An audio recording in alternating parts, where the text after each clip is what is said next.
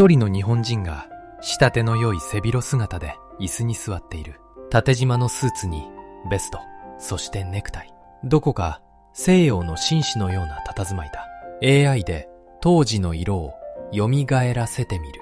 この男の名は山本五十六、後の連合艦隊司令長官である。だがこの一枚に軍服はない。それもそのはずだった。彼は日本海軍で最もアメリカを知る男だったのである。若き日にハーバード大学で学び、2度アメリカに駐在した。油田を見た。自動車の工場を見た。飛行機を生み出す桁外れの工業力を見た。そして彼ははっきりと悟っていた。この国とだけは戦ってはならないと。アメリカと戦えば日本は必ず負ける。誰よりもそれを知る男だった。だが歴史は彼に皮肉な役回りを与える。日本をアメリカとの戦争へ引きずり込んだあの一撃。真珠湾攻撃を立案したのも他ならぬこの男だった。最もアメリカを恐れた男がその巨人を自らの手で叩き起こしたのだ。そしてその4年後、彼自身もまた戦場でその命を落とす。これは祖国の行く末を誰よりも見通しながら、その運命に準じた一人の軍人の物語である。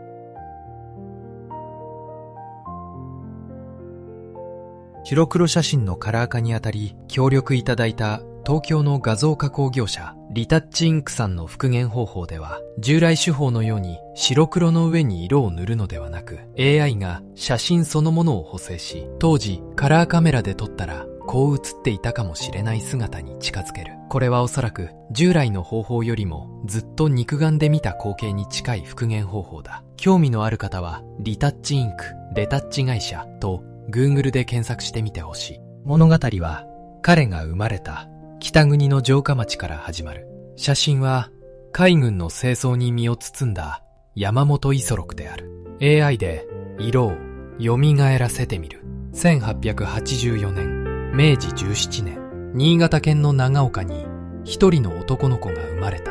父は旧長岡藩士高野貞吉。五十六はその六灘だった。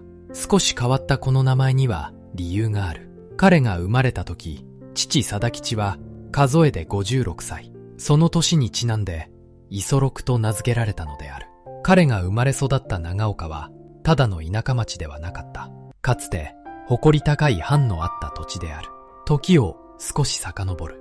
戊辰戦争、明治維新のその裏側で、長岡藩は押し寄せる新政府軍に最後まで抗った。家老河合継之助のもと、わずかな兵で死力を尽くし、城下を焼かれ敗れ去った藩だった。すべてを失った長岡に一つの逸話が残っている。急亡する藩へ見舞いとして米100俵が届いた。だが藩の指導者はそれを食わずに売り、学校を建てた。100俵の米も食ってしまえばたちまちなくなる。だが教育に使えば明日の1万俵になる。と、負けても決して屈しにない。明日のために歯を食いしばる。そんな気骨がこの町には流れていた。五十六少年もその血を受け継いでいた。負けず嫌いで勉強熱心。考え事をすると鉛筆の先を噛む癖があったという。そして少年期、彼は深い悲しみを知る。可愛がっていた甥が病で世を去ったのだ。幼くして人の死を見つめた少年はある決意を固める。国のために生きる。軍人になる。と。やがて彼は海軍兵学校への道を歩み始める。後に彼は名字も変えることになる。同じ長岡の名門山本家の養子となり、絶えかけたその家名を継いだのである。こうして高野五十六は山本五十六となった。北国の負けじ魂を抱いた不可避の少年。その彼がいつかアメリカを最もよく知る男になるとは、この時まだ誰も知らなかった。少年は海軍への道を歩み出す。写真は海軍兵学校32期の同期たち。この中に山本五十六もいる。1901年、明治34年、山本は難関の海軍兵学校に入学する。その成績は200名中2番。同期には生涯の親友となる堀悌吉、後に海軍大臣となる島田重太郎もいた。そして1904年、山本は兵学校を卒業する。ちょうどその頃、日本は大国ロシアと戦っていた日露戦争である。1905年5月27日、連合艦隊司令長官東郷平八郎のもと、日本海軍はロシアのバルチック艦隊を待ち受けた。世に言う日本海海戦。押し寄せる大艦隊を日本はほぼ完全に撃滅した。世界の海戦史に残る奇跡のような大勝利だった。20歳の山本もその海の上にいた。装甲巡洋艦日清の若き士官として。だがこの戦いは彼の体に深い傷を刻む。砲弾の炸裂を浴び、左手の指を2本失ったのである。左の太ももにも重い傷を負った。一時は左腕の切断さえ覚悟したという。後にこんな逸話が残っている。花町の芸者たちは彼をこう呼んだ。80銭と。指が10本あれば手の手入れの代金は1円。2本かけて8本だから80銭というわけである。この大勝利で日本は世界の一等国へとのし上がった。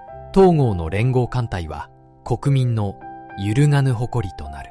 だがその輝かしい栄光こそが後に日本を家臣へと導く種でもあった。そして山本自身もいつか同じ連合艦隊を率い、その栄光と破滅の両方を背負うことになる。ここにアメリカで撮られた一枚の写真がある。洋装の紳士に挟まれて海軍の正装の日本人士官が2人。その1人が若き日の山本五十六である。背景には帆船の模型。場所はアメリカだった。山本五十六はアメリカと深く関わった軍人だった。きっかけは第一次大戦の直後である。1919年、彼はアメリカへ渡り、名門ハーバード大学に留学する。この頃すでに彼は雑誌ナショナルジオグラフィックを愛読し、世界の動きに強い関心を寄せていた。留学中の山本はひどく倹約な男だった。切り詰めた金で彼が見て回ったもの、それはアメリカという国の底力そのものだった。デトロイトに広がる巨大な自動車工場、地平線の彼方まで続くテキサスの油田、鉄を作り、車を生み、飛行機を量産していく。その途方もない生産力と流通の網、砂糖や塩でさえ桁違いの規模で作られ、運ばれていた。山本はコーヒーに砂糖を山ほど入れては、アメリカの物資を消費してやる、と冗談を言ったという。だが、その目の奥は笑ってなどいなかった。1925年からは駐米武官として再びアメリカに暮らす。達者な英語と見事な書でアメリカの将校たちを魅了した。写真の中で彼が要人たちと並ぶのもそうした交わりの一場面である。だがその裏で彼は冷静に観察を続けていた。石油、自動車、航空機、そして船。この国はいざ戦争となれば何をどれだけ作れるのか。やがて山本は一つの揺るがぬ結論にたどり着く。自動車工場と油田をこの目で見たものなら日本がアメリカに勝てるなどとはとても考えられない。それはただの弱気ではない。数字と現実に裏打ちされた確信だった。日本がいつか来る戦争を夢のように語っていた時、山本ただ一人がその相手の本当の大きさを知っていた。そしてこの確信こそが後の彼のすべての選択を貫いていく。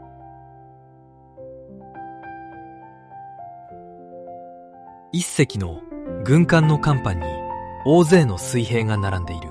彼らが乗るのは空母赤城、後に山本が艦長を務める航空母艦である。アメリカから帰った山本はある未来を見つめていた。それは空の力が海の戦いを決める時代だった。当時の海軍の常識は大艦巨砲主義、巨大な戦艦こそが海の王者とされていた。だが山本の考えはまるで違った。これからの主役は戦艦ではない飛行機だと。1924年、40歳の山本は霞ヶ浦の航空隊に入る。そしてその年で自ら飛行機の操縦を学んだ。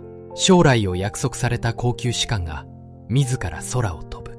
それは彼の本気を示す何よりの証だった。1928年、彼は空母赤城の艦長となる。着艦に失敗した機が甲板から落ちかけた時、山本はとっさに手を打ってその機を救ったという。搭乗員たちと共に禁煙を誓い、以後生涯タバコを口にしなかった。部下と苦楽を文字通り共にする男だった。そしてこの赤城艦長の頃、山本は驚くべき言葉を残している。これからの海軍は航空主兵である。もしアメリカと戦うならハワイを叩くべきだ。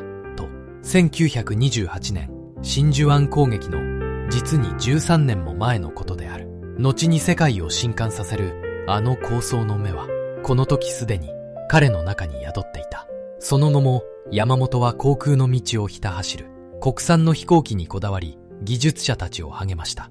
故郷長岡から22名を艦に招き、最新鋭の空母を誇らしげに案内したこともある。戦艦の時代にただ一人空を見上げていた男。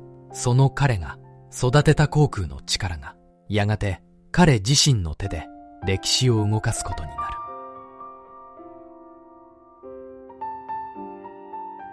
写真はくつろいだ宴の席。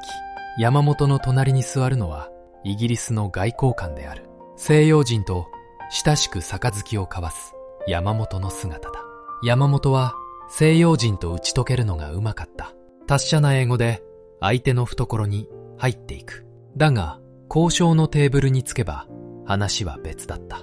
1929年、山本はロンドンの軍縮会議に臨む。各国が海軍の軍備を制限し合う話し合いである。日本に許される軍艦の量はアメリカに対して何割か。山本は対米7割を一歩も譲らずに主張した。会議の場で日本側の代表が弱腰な発言をしたとき、山本はこう一喝したという。かや、黙れ。なお言うと鉄拳が飛ぶぞ。と、国の利益がかかる場ではどこまでも強気な男だった。1934年には次の交渉の首席代表を務める。この時山本は意外な主張を打ち出した。いっそ戦艦も空母も各国すべて全廃せよ。と。その裏には二つの狙いが秘められていた。一つは来るべき航空の時代への布石。もう一つは日本が勝てない軍拡競争を避けることだった。彼はロンドンから手紙にこう綴っている。英米を屈服させる日も遠くはないだろう。威勢のいい言葉である。だがその本心は戦争を望むものではなかった。戦わずして日本の立場を認めさせる。それこそが西洋を最もよく知る男の願いだった。白い夏の軍服を着た二人の海軍士官。向かって左の長身が海軍大臣米内光政、右が海軍次官となった山本五十六である。1936年、山本は海軍の中枢へと進め、海軍次官、海軍のナンバー2の地位だった。この頃、日本は大きな岐路に立っていた。ドイツ、イタリアと軍事同盟を結ぶべきか否か、日独伊三国同盟である。陸軍と世論の多くは同盟に前のめりだった。強いドイツと組めば心強い。そう考えたのだ。だが、海軍の山本は断固として反対した。共に反対したのが大臣の米内光政、そして軍務局長の井上重義、後に海軍の良識、サンバガラスと呼ばれる3人である。山本の反対には明快な理由があった。ドイツと組めばいずれ必ず英米と決定的に対立する。そしてアメリカと戦えば日本は勝てない。頼みのドイツもいざとなれば当てにはならない。それはアメリカを知り尽くした男の冷徹な読みだった。山本たちは激しい圧力の中で抵抗を続けた。そして1939年8月、その読みの正しさを裏付ける衝撃が走る。頼みのはずのドイツがこともあろうに、日本の仮想敵ソ連と不可侵条約を結んだのだ。味方だと信じた相手の突然の裏切りだった。時の内閣は複雑回帰の言葉を残して総辞職する。山本たちの懸念は正しかった。だが、この安堵はつかの間に過ぎない。そして、同盟に反対し続ける山本の身には、すでに不穏な影が忍び寄っていた。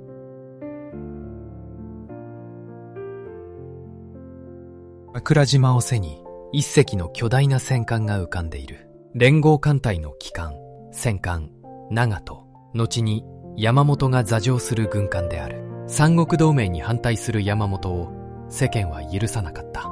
同盟に賛成する勢力や一部の右翼にとって山本は弱腰の国賊と映ったのだ。新聞は彼を攻撃し、山本を切るという声まで飛び交った。身の危険は現実のものだった。外出には私服の憲兵が護衛についた。自宅には機関銃さえ据えられたという。そして山本は密かに遺書をしたためていた。いつ命を狙われてもおかしくない日々だった。この時、海軍は一戻を下す。山本を陸の脅威から引き離すこと。つまり、彼を海の上に出すことだった。1939年8月30日、山本五十六は連合艦隊司令長官に任命される。日本海軍の全艦隊を率いる最高の指揮官である。だが、その人事の裏にあったのは、皮肉にも暗殺から彼を守るという思惑だった。そして、この席こそが、後に彼を真珠湾へ、そして死へと向かわせる。暗殺の刃から逃れた男を待っていたのは、さらに過酷な運命の航路だったのだ。司令長官となってなお、彼の確信は揺るがなかった。アメリカとの戦争は無謀だ。勝てる見込みなどどこにもない、と。非球技と世界地図を前に、一人の男が考え込んでいる。連合艦隊司令長官山本五十六。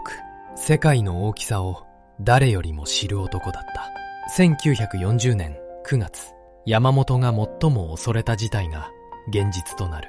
日本はついに日独伊三国同盟に調印した。これで日本は英米と決定的に対立する道へ踏み出す。知らせを聞いた山本は友人にこう漏らした。まったく狂気の沙汰だ。東京は何度も焼かれることになるだろう。親友堀悌吉への手紙にはこうも綴っている。内乱では国は滅びない。だが戦争では国が滅びる。彼の頭の中にはいつもあの光景があった。デトロイトの工場、テキサスの油田、アメリカという巨人の本当の姿である。だが山本の立場はあまりにも皮肉だった。もし戦争になれば、それを率いるのは彼自身なのだ。勝てないと知る戦を誰よりも戦わねばならない。1941年、開戦の足音が刻々と近づいていく。その秋、山本は近衛文麿首相にこう告げた。半年や1年の間は随分と暴れてご覧に入れましょう。しかし2年3年となれば全く確信が持てません。これは自信の言葉では断じてない。むしろ必死の警告だった。1年が限界だ。だからどうか戦争を避けてくれ。そういう悲鳴にも近い訴えだったのである。戦後、井上重義は悔やんだという。もし山本が海軍は戦えません、負けますとはっきり言い切っていれば、あるいは戦争は避けられたのかもしれないと。だが軍人である山本にそれはできなかった。警告はする。だが命じられれば従い全力を尽くす。それが彼の生き方だった。開戦に最も反対した男がその開戦の先頭に立たされようとしていた。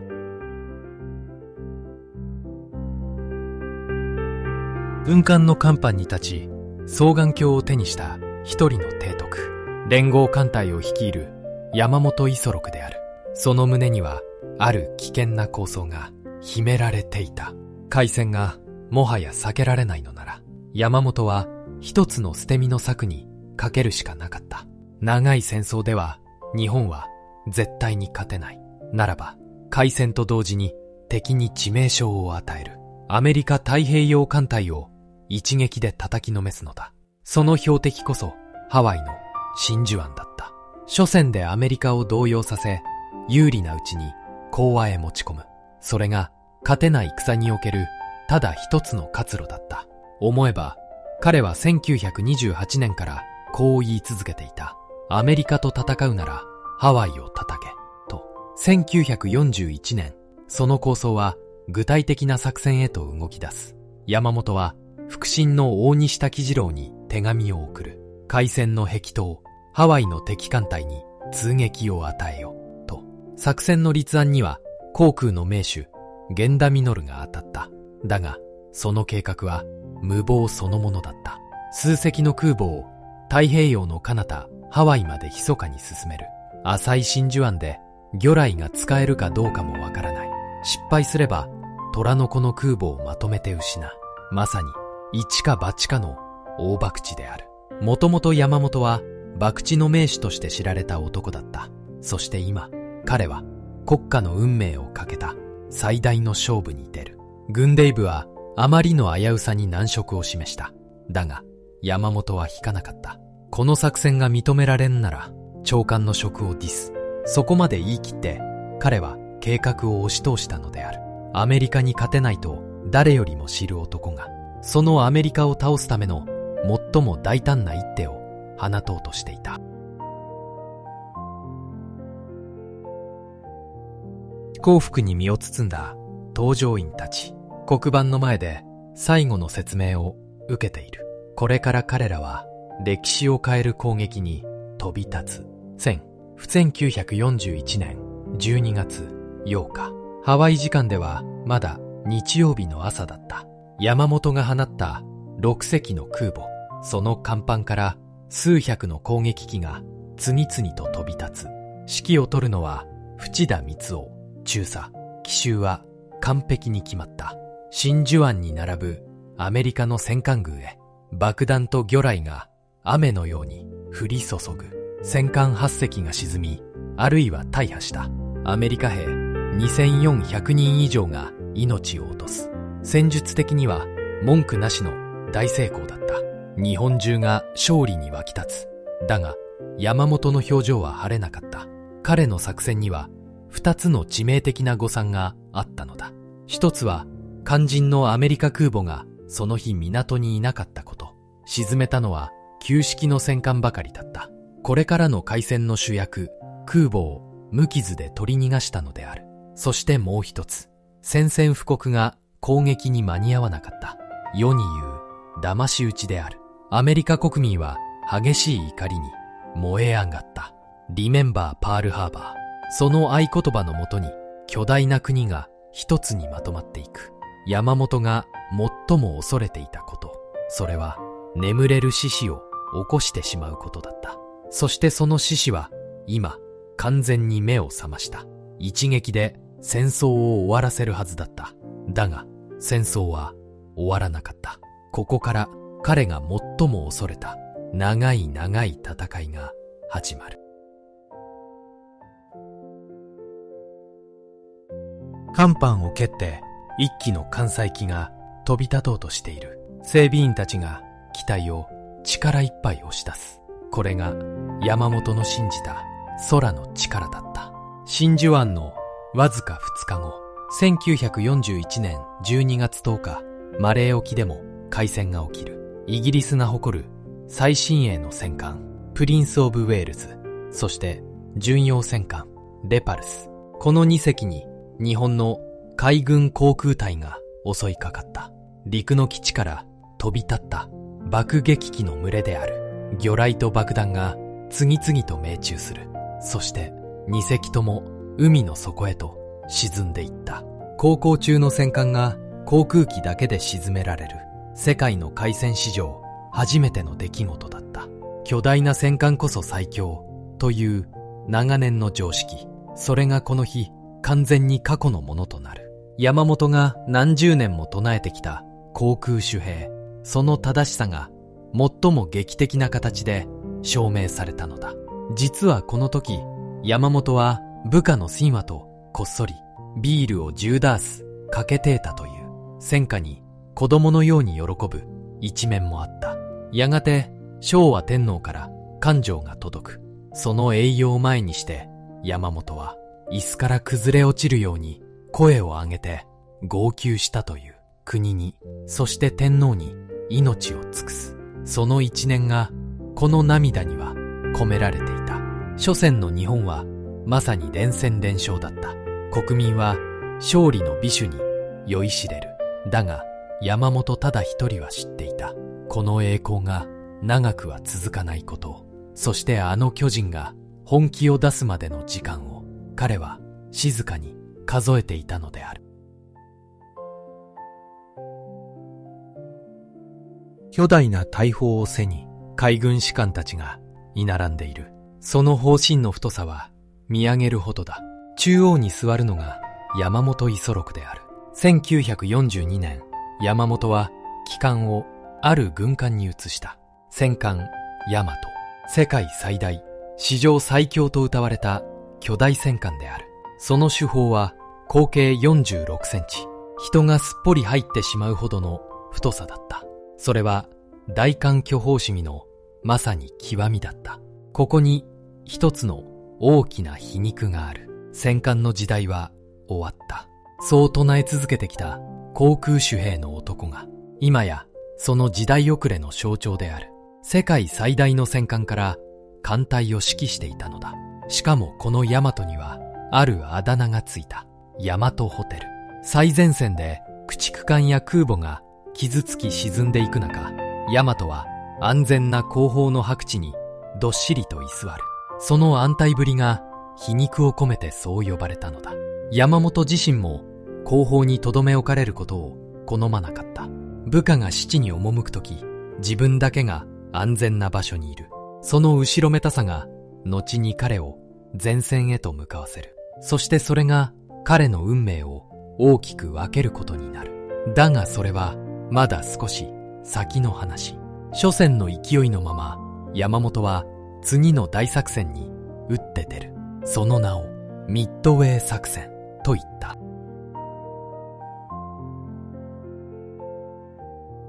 無残に焼け焦げねじ曲がった一隻の軍艦、日本の従順洋艦シンクマである。これがミッドウェーの敗北の姿だった。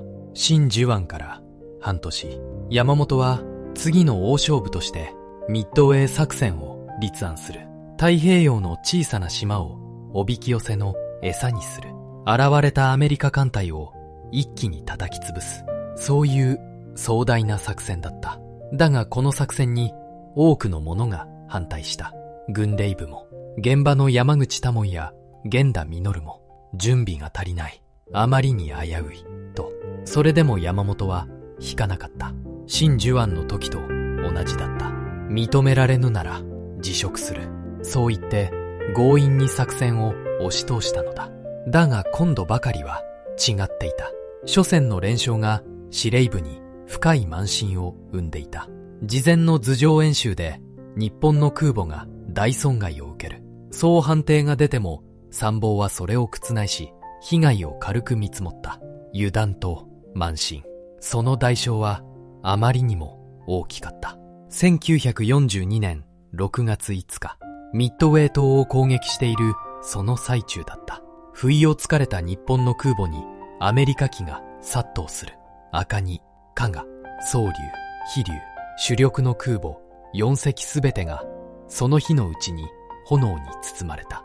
それは山本が何十年もかけて育てた航空兵力、日本海軍の心臓そのものだった。その心臓をたった一日で失ったのである。この時山本は大和の艦上にいた。参謀の渡辺と将棋を指していたという。空母全滅の報告に彼はこう言った。またやられたか。ただそれだけだった。そして何事もなかったように将棋を続けた。胸の内の激しい動揺を彼は誰にも見せようとはしなかった。やがて山本は静かにこう告げる。今回の敗因の責任はすべて私にある。第一航空艦隊を責めてはならない。腹を切る者がいるなら、それはこの私だ。すべてを自らの責任として背負おうとした。ミッドウェー、それは太平洋戦争の流れが変わった日、そして山本五十六が坂道を転がり始めた日でもあった。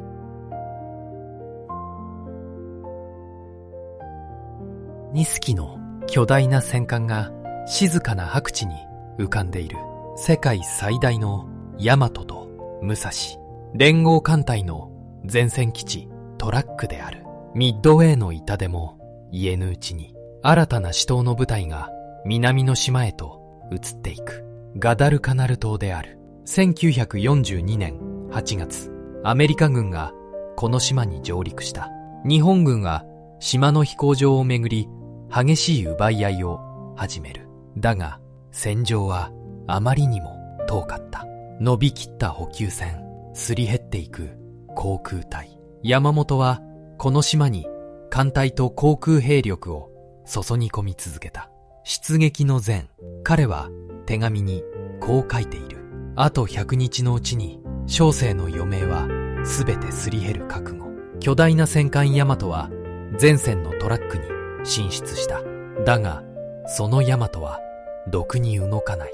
代わりに駆逐艦や潜水艦が決死の輸送に向かう。それを見送る山本に乗組員たちは感激したという。一方で彼は親友堀悌吉に苦しい胸の内を漏らす。当方一向に面白からず、敵には困らぬが味方に困る。思うように動かぬ組織への苛立ち、そしてすりつぶされていく部下たちへの痛みだった。1943年の正月、前に並んだ隊の頭がいつもと逆を向いていた。山本はぽつりとつぶやいたという。年が変わると魚の向きも変わるのか。やがて日本軍はガダルカナルからの撤退を決める。名付けて華豪作戦。山本の艦隊は巧みな撤収で1600人もの将兵を島から救い出した。だが救い出せたのは退っていく兵だけ。攻めに出る力はもう日本には残っていなかった。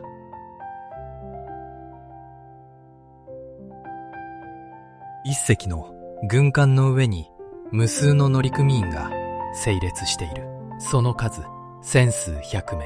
山本にとって部下とはこうした一人一人だった。1943年4月、山本は起死回生を期してある作戦を発動する。伊号作戦。ソロモンやニューギニアの敵の拠点を航空隊で叩く。そして山本は自ら前線のラバウル基地へと進出した。司令長官が最前線まで出るのは異例のことである。だが彼はすり減っていく部下たちをその目で見て励まさずにはいられなかった。後方の安全な場所に留まることを良しとしない男だった。作戦は一定の戦果を上げる。そして山本は前線の将兵を直接ねぎらおうと決めた。ブーゲンビル島の航空基地への視察である。その日程が各部隊へと歌いなずまされた。何時にどこへ何分間滞在するか。その稲妻法はあまりにも詳細だった。受け取ったある司令官は思わずこう憤ったという。こんなに詳しく撃つやつがあるか。だが誰も本気で心配はしなかった。まさかその暗号が敵に筒抜けだとは。この時誰一人として知らなかったのである。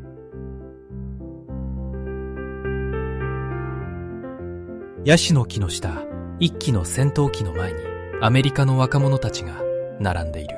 彼らこそ山本の運命を変える者たちだった。1943年4月17日、山本の視察日程を伝えたあの暗号、稲妻法。それをアメリカ海軍の情報部がすっかり解読していた。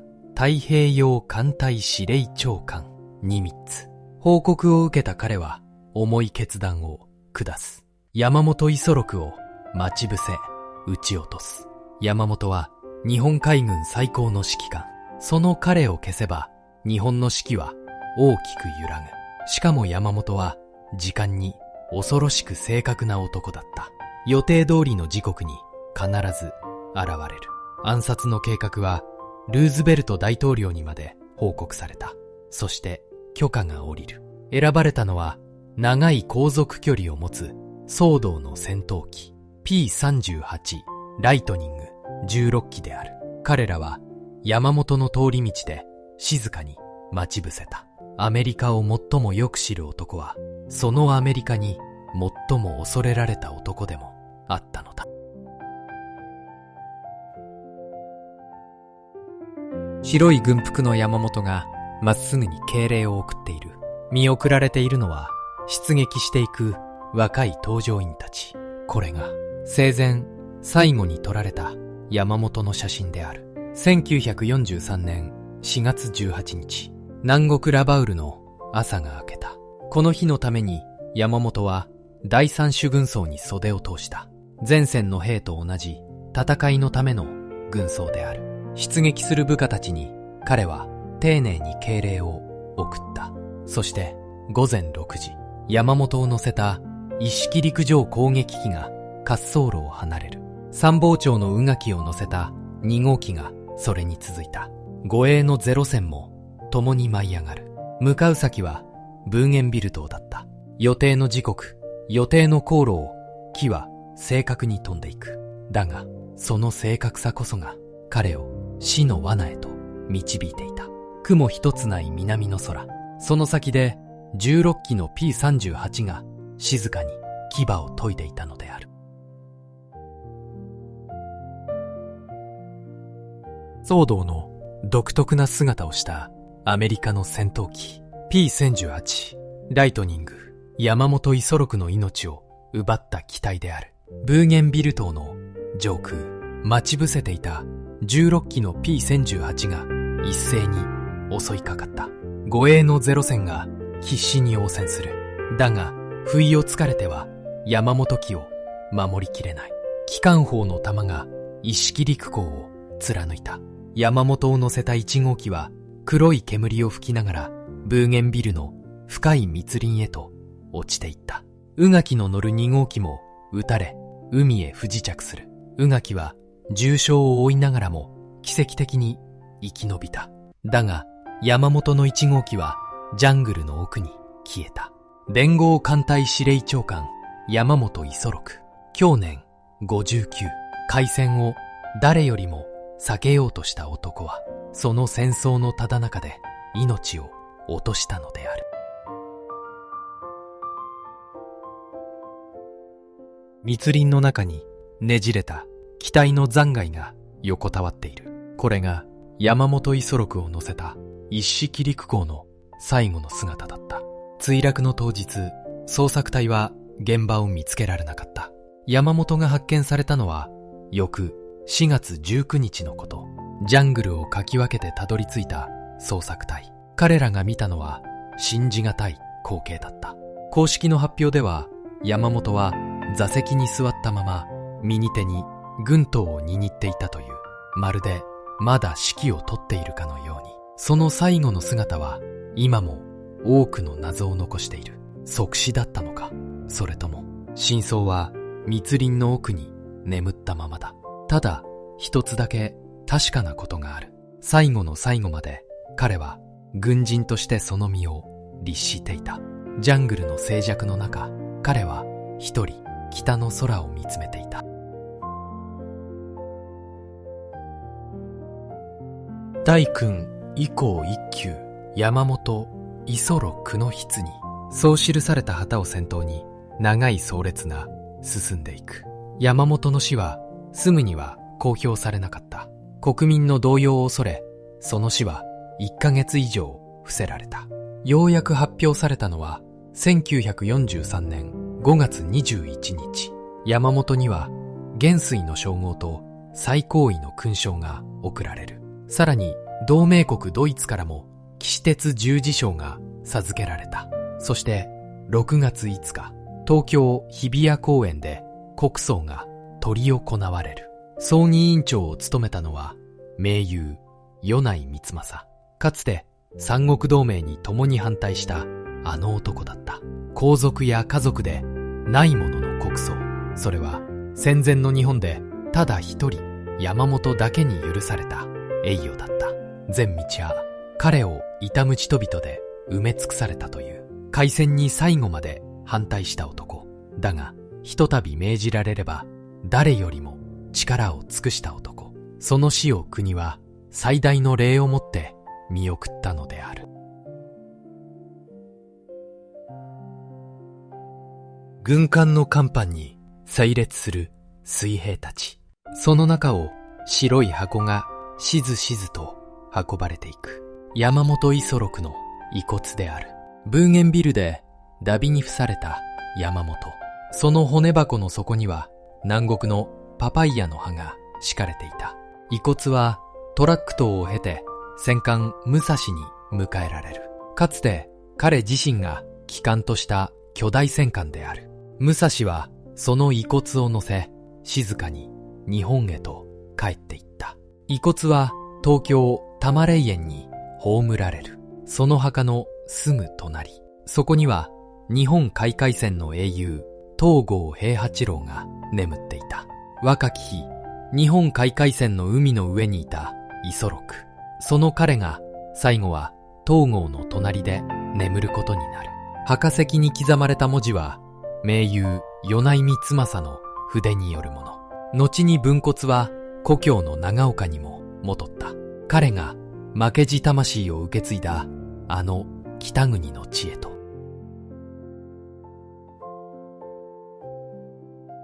軍服の山本を囲む家族の姿。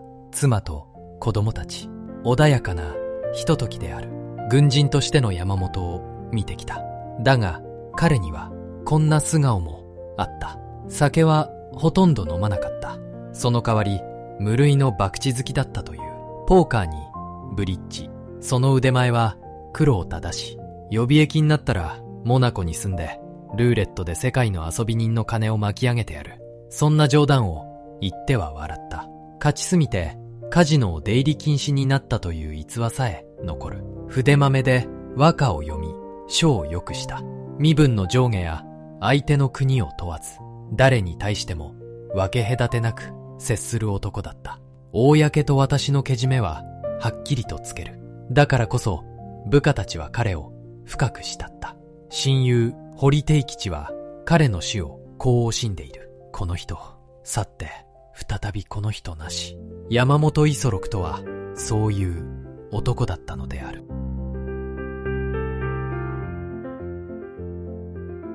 アメリカを最もよく知る男がいた。その国と戦ってはならないと誰よりも信じていた。だがその男は自らの手で真珠湾攻撃を立案する。そしてその戦争のただ中で命を落とした。開戦に反対しながら開戦の先頭に立つ。勝てないと知りながら勝つための大博打を打つ。山本五十六の生涯は矛盾と皮肉に満ちている。だがその一つ一つが国を思う苦悩の証でもあった。山本の言葉として広く知られる一節がある。やってみせ、言って聞かせて、させてみせ。褒めてやらねば人は動かじ。部下を一人の人間として信じ育てた指揮官だった。彼の死は国全体を深い悲しみで包んだ。かつて開戦を推し進めた東条英機さえもその遺影の前で深々と頭を垂れたという。立場の違いを超えて人々はこの男の死を悼んだのだ。白黒の写真に色が蘇るとき、そこには笑い、悩も、苦しんだ一人の人間がいる。時代に、運命に翻弄されながら、それでも国のために生き抜いた一人の男が、私たち日本人はその姿を忘れてはいけない。今日も最後までご視聴いただきありがとうございました。この物語が心に残りましたら、高評価とチャンネル登録で応援いただけると嬉しいです。